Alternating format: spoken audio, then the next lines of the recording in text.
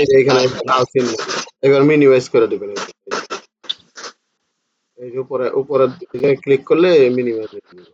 এই যে মিনিমাইজ হয়ে গেছে। এইবার কাজ করি, রেকর্ডিং কিন্তু হচ্ছে, এই যে দেখছেন।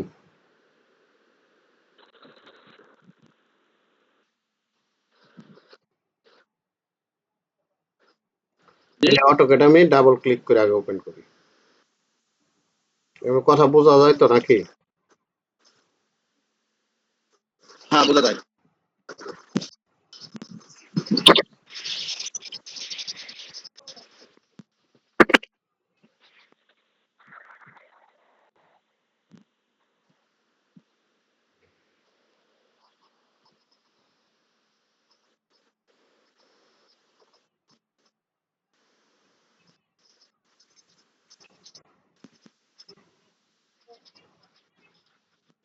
তাহলে আমি একটা নিউ পেজ নেই। হ্যাঁ, এখন আমাদেরকে এরকম যদি নিউ কোনো পেজ নেই, তাহলে আমাদের সাইটটা সেট আপ করতে হয়। ঠিক আছে, কোন সাইটটা সেট আপ?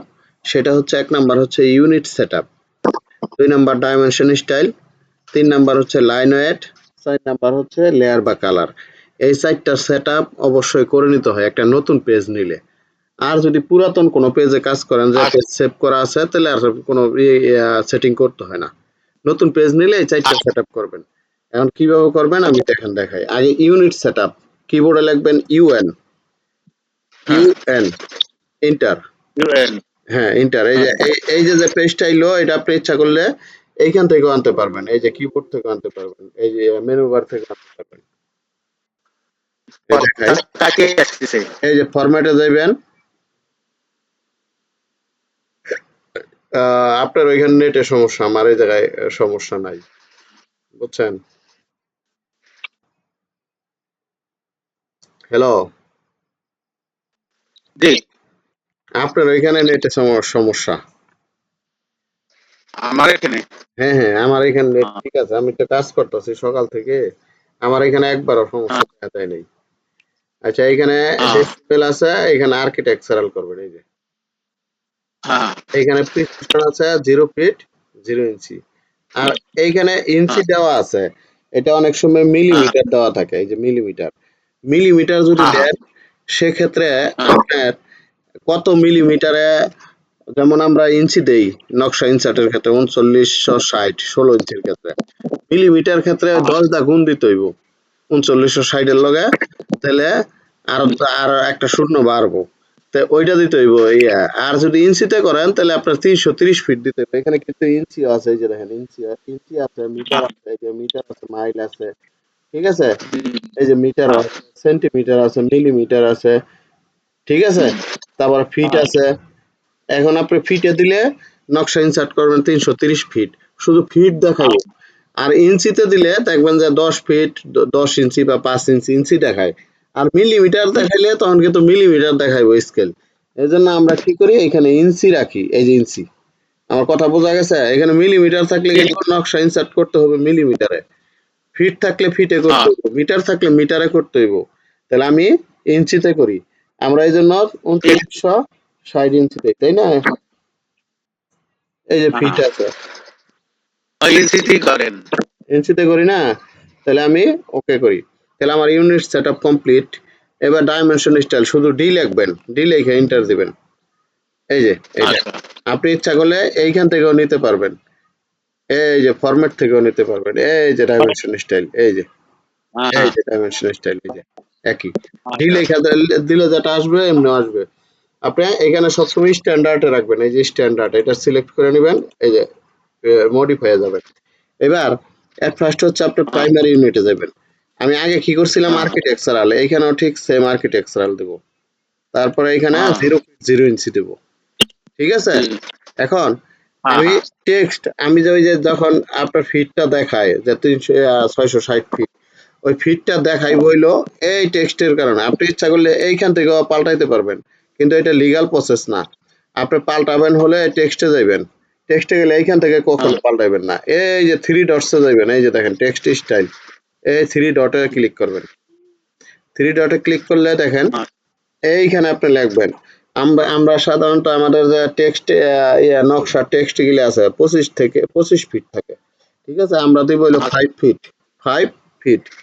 আর এইখানে যদি বাংলা করেন তাহলে বাংলার জন্য এখানে দিবেন ছোট নিমিয়াম, যে ইংলিশের জন্য টাইম নিউ রোমান দিতে পারেন। আমি বাংলাই করে দেই, এই যে ছোট নিমিয়াম, যে এই যে বাংলা।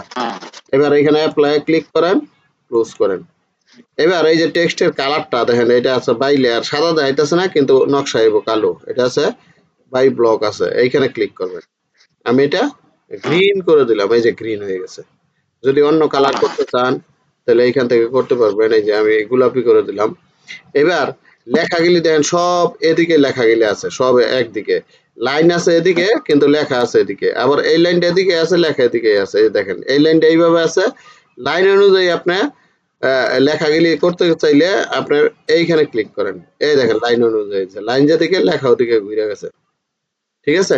আচ্ছা, জি। এটা এখন মোটামুটি, এখন এই যে এইগুলি হলো ডাইমেনশন লাইনের কালার, ডাইমেনশন লাইন কোনটা সেটা আমি পরে এটা চেঞ্জ করে দেখাই, ঠিক আছে।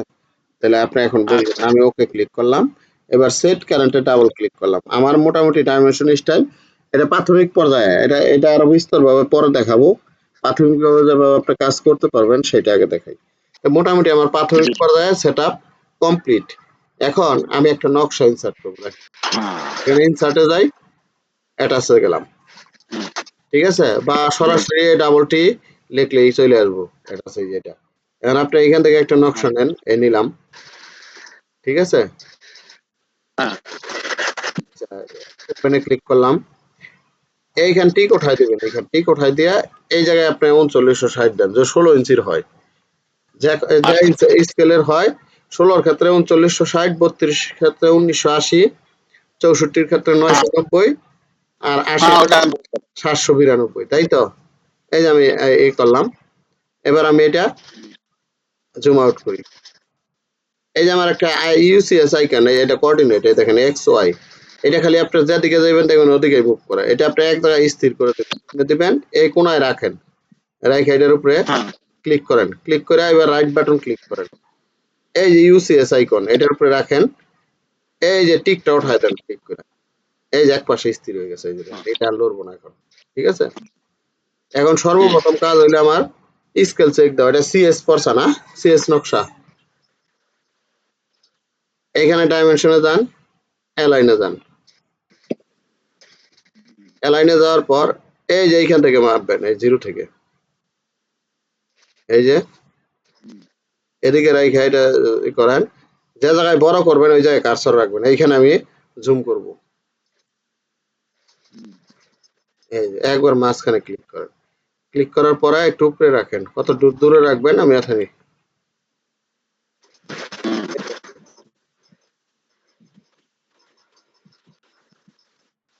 206, তার মানে নকশাটা ঠিক না, এটা ভুল নকশা।